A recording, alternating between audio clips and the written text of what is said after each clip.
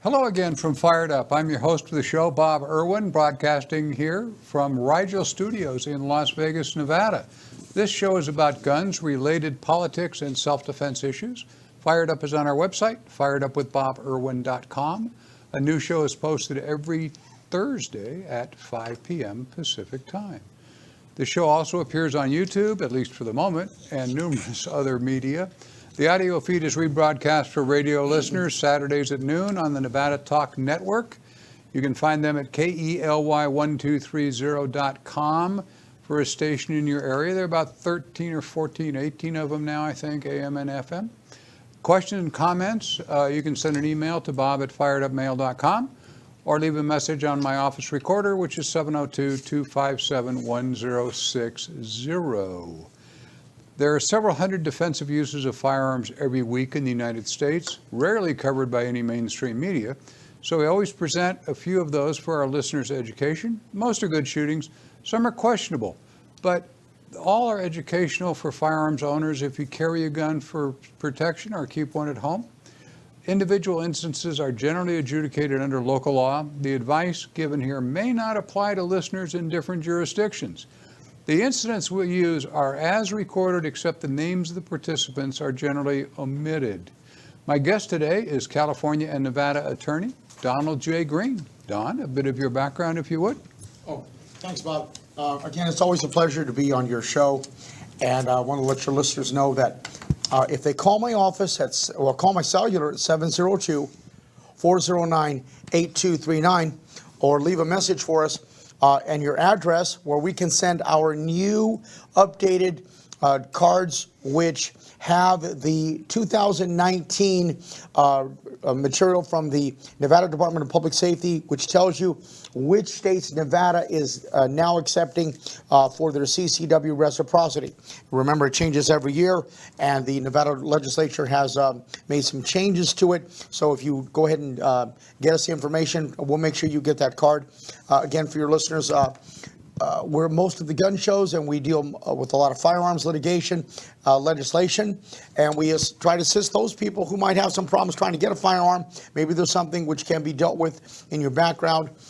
Not always a record sealing, but there might have been some kind of an error, administrative error, and we also represent federal firearms dealers. Thanks, Bob. All right. This first story is from KSBW TV 8 on June 21st this year, just last week. In Aptos, California, the Santa Cruz County Sheriff's Office say a man was shot Thursday on Cedar Street in Aptos. He was attempting to break into a home when he was shot by the resident. Deputies say they went to the home at 3:38 a.m. I love police reports. They can't say 3:40 a.m. 3:38 a.m. approximately, after getting a 911 call from the resident about a man trying to break into the home. The resident fired multiple shots at the intruder, hitting him several times. This confirms what neighbors told KSBW TV 8 Thursday. Some people told us the man had also tried to break into other nearby homes. The immediate investigation found no prior relationship between the two. The man is being treated, that is the suspect, for his injuries at a Bay Area trauma center and is expected to survive. The sheriff's office is actually investigating the shooting and continues looking for witnesses. This case appears to be a pretty vanilla, valid self-defense use of a firearm, of which there are several hundred each week in the United States. The 911 call was called, but it did not arrive in time to stop the intruder, as is usually the case. We're running a 5 or 6 minute minimum response time for police. Having a firearm and the will and the skill to use it stops one more criminal. Pretty vanilla case. I don't see a problem with it, other than we're in California. I think the homeowner has a problem, and your viewers and your listeners take heed. We need to investigate this case a little bit further, because from where were the shots made? We don't know. We have a man who's trying to break into the home but has not yet broken in. We don't know anything about a weapon. Now, can I shoot someone who's trying to break into my house from my house? The answer is maybe, maybe not. Because you have to still justify the use of deadly force with a presentation of great bodily injury or death. We have a window, a wall, a door between us. And although there's some screaming or let me get into your house, maybe he's just drunk, maybe he's on drugs, maybe he's generally trying to break into your house to steal something. But I think that the district attorney there in Santa Cruz County, within a, light year away from San Francisco, so we know the attitude of these police agencies in this general area. So that's why I think that the sheriff's office is still having this case under investigation, Bob, because I would have to know from where the shots were fired. If the intruder had gone into the home, the homeowner is going to be fine. But if the homeowner is shooting out, it's different. But the factor in the homeowner's favor is that according to the police initial investigation, this perpetrator may have been trying to break into other houses in the neighborhood. Of course, the homeowner doesn't know that. But I still think that the homeowner's not out of the woods yet. I agree, and that's why I brought it up. This would be, there have never been two shootings in the history of the world that are exactly the same. Jurisdictional laws are different. They're applied differently. The witnesses are different. The local juries are different. The height, weight, agility of the players involved is different. The distance between them is different, so forth and so forth and so forth and so on. We read these stories, and it's in 3 or 4 paragraphs. The actual case will fill 6 or 8 banker boxes with all the details of the reports of these individuals.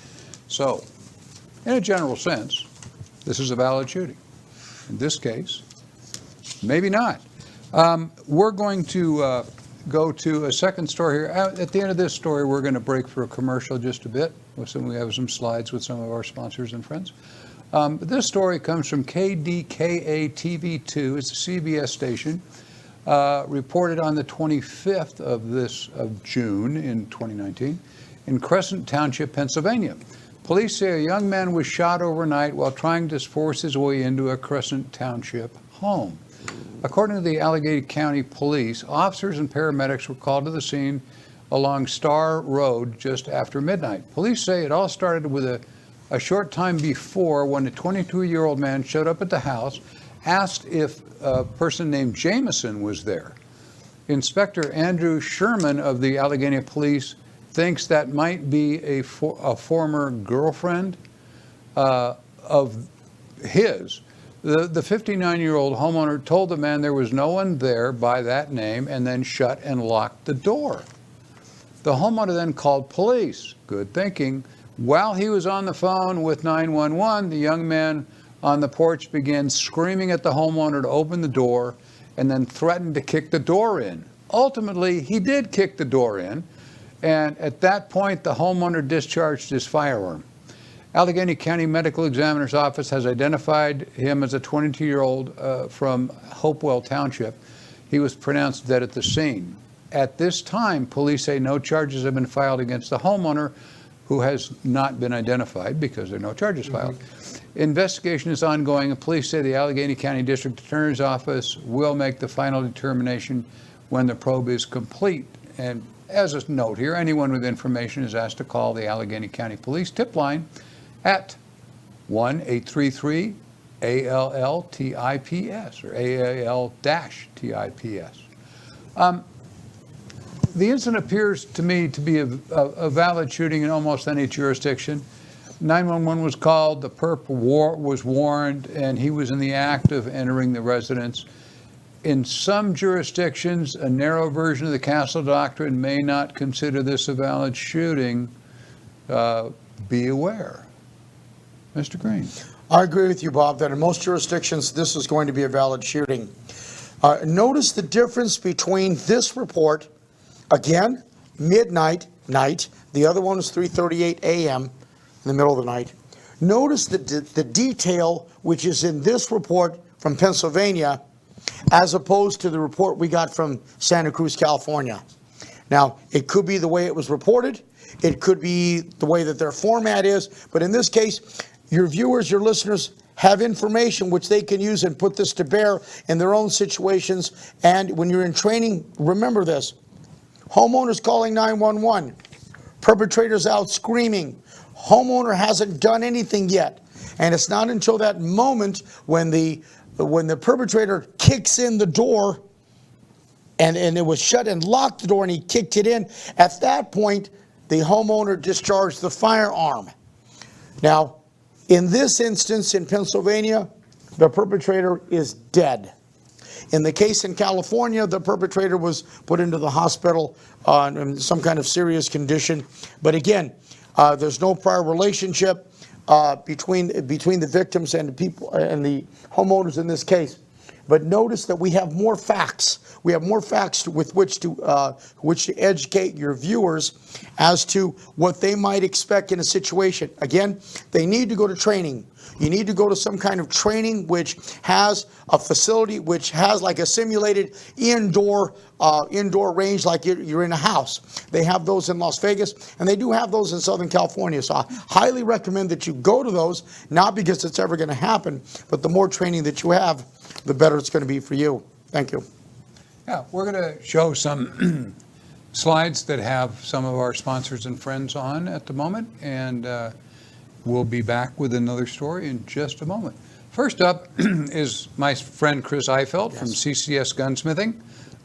He's over on Rainbow Avenue here in Las Vegas. You can reach them at 702-365-1732. Great guy. Jerry Creed, he had a commercial on last week actually also. He's a state attorney, but he specializes in trusts, Class 3 trusts and firearms trusts. If you have a Class 3 trust particularly, call Jerry, 702-806-7777. I believe his website it's not on the slide here, it's trustjerry.com. Jerry at trustjerry.com. Great guy. If you've got a Class 3 trust, have him look at it. Don Green, attorney at law. I've heard of him. He does 35 years background in gun litigation cases. Pretty bright guy. He sees things. I have Don on the show because when we're talking, we see things legally, not as we would like them to be. It's not who's right, who's moral. It's who's within the bounds of the law is what we're looking at. Call Don. That 24-hour number actually works. Called him on it this morning. And Maggie Mordaunt, CCW Maggie, teaches all over the world. She can be reached at 702-375-5900. Easiest is just search CCW Maggie on any internet site. She teaches wonderful classes with the help of her husband, classes for ladies only, et cetera, and great instructor. I couldn't say enough good things about Maggie's instruction ability. She does teaching here at some of the gun shows also. We have Ricardo's, my favorite Mexican restaurant. I didn't know they're still around. 4930 West Flamingo. It's a corner of Flamingo and Decatur here in Las Vegas. They do events. If you're going to have a meeting or whatever, they've got private rooms to handle up to 100 people, I believe, or more. A lot of people meet there. The food is great. Anytime I'm not eating at home, you will find me at Ricardo's. Guarantee it. This last story is this is from the Wilson Times. A reporter named Olivia Neely reported on July 1st in North Carolina, local police were dispatched at 10 a.m. in the morning to the Romanian supermarket on Pender Street, this just last week. Sergeant Steve Shroud said when officers arrived, they spoke to a store clerk who said that a man with a mask entered the store and passed a note saying he had a gun and wanted the store's money. The clerk, however, confronted the would-be robber with a gun she had, and the men fled the store without any money. If you're going to do an armed robbery, always bring a gun. Responding officers were able to get a description of the man and found him walking in the area of Ward Boulevard and Hadley Street. Police found the 22-year-old suspect with a note he passed to the store clerk in his pocket when the police arrested him. This is not a rocket scientist. He was arrested and charged with attempted armed robbery with a dangerous weapon. He is jailed under a $200,000 secured bond. Police ask anyone with information on the case to call the Wilson Police Department. They are at area code 252-399-2323. The interest here is the man is charged with armed robbery because alluding to a firearm or other deadly weapon is generally charged as if you had one. If you place the person in danger, make him believe he's in danger, he's allowed to believe that. He's allowed to shoot you if he wants to because of the situation. Just a note to the perps, don't forget your gun if you're going to do an armed robbery. There's a long way to go around this one, Don. What do you think? In our society, we have a number of people who are of course, homeowners, but business owners, especially here in Nevada.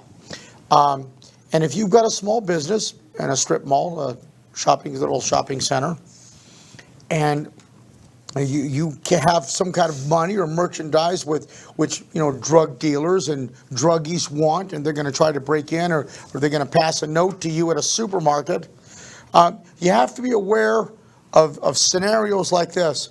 And the clerk had the presence of mind when presented with, as you point out, a situation of possibly great bodily injury or death.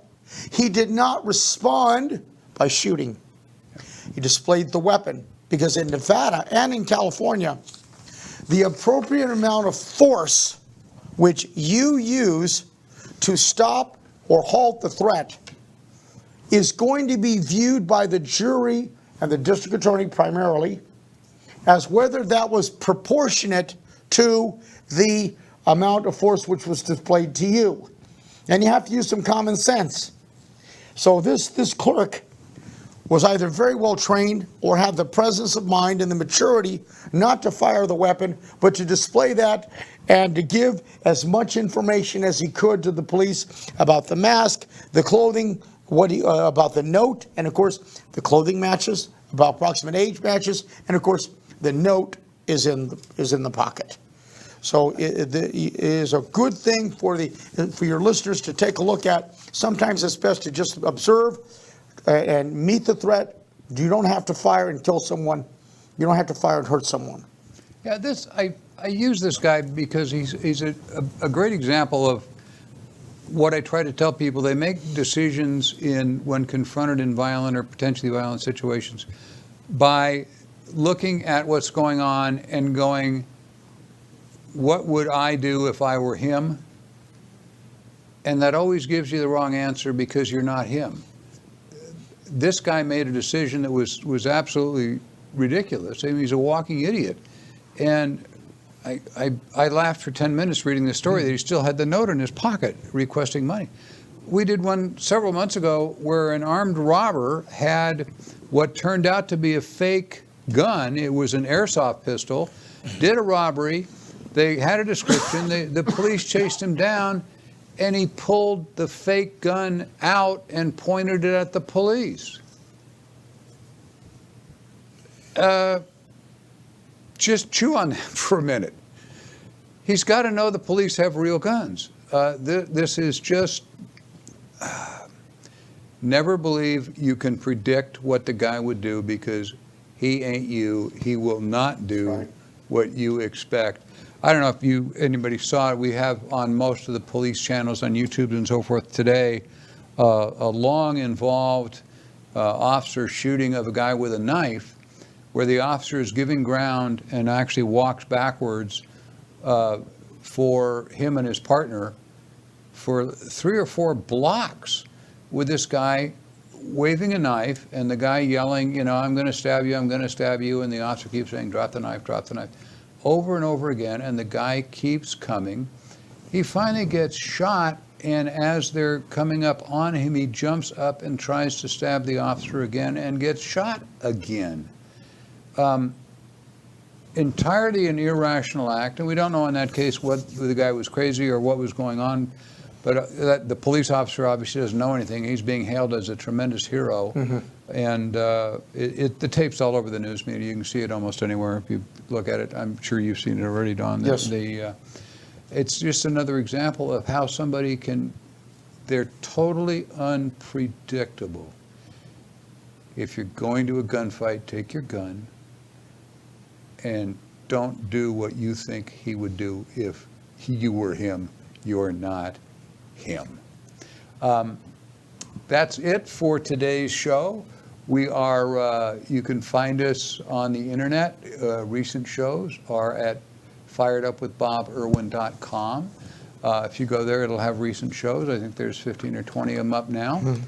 The older shows are being added. The really old shows, some of them aren't there because we're dealing with different medium where we went to high def. That's how you can see all the results from me getting sprayed on my forehead from little things I had to have burned off yesterday. Capitalism wins every time. When you see our sponsors, please go. And when you go there, when you talk to them, tell them you heard about it on Fired Up. That helps us, it helps them. If you are in a business who would like the publicity we get, we got about 2,800 followers on Facebook now. Anyway, we'll be back next Thursday. When you find us on the media, wherever it is, just hit subscribe. The shows will automatically be sent to your computer on your home phone automatically. Share these broadcasts with your friends. Oh, and you can find our logo merchandise at www.firedupwithboberwinstore.com. That we've got hats and T-shirts and so forth, and some of my books for sale on there. And we'll see you next week. Don't forget to check out the radio at KELY1230.com. Don, thank you for coming in. Thank you again, Bob. Thank you guys very much. Thanks for watching us very much. We appreciate it no end. We'll be back next week.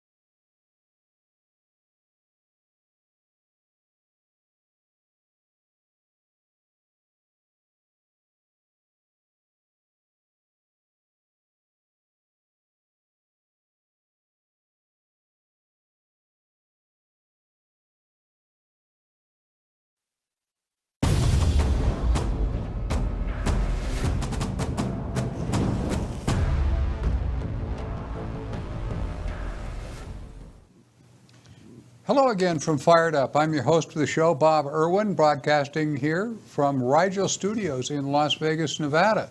This show is about guns, related politics, and self-defense issues. Fired Up is on our website, firedupwithboberwin.com. A new show is posted every Thursday at 5 p.m. Pacific time. The show also appears on YouTube, at least for the moment, and numerous other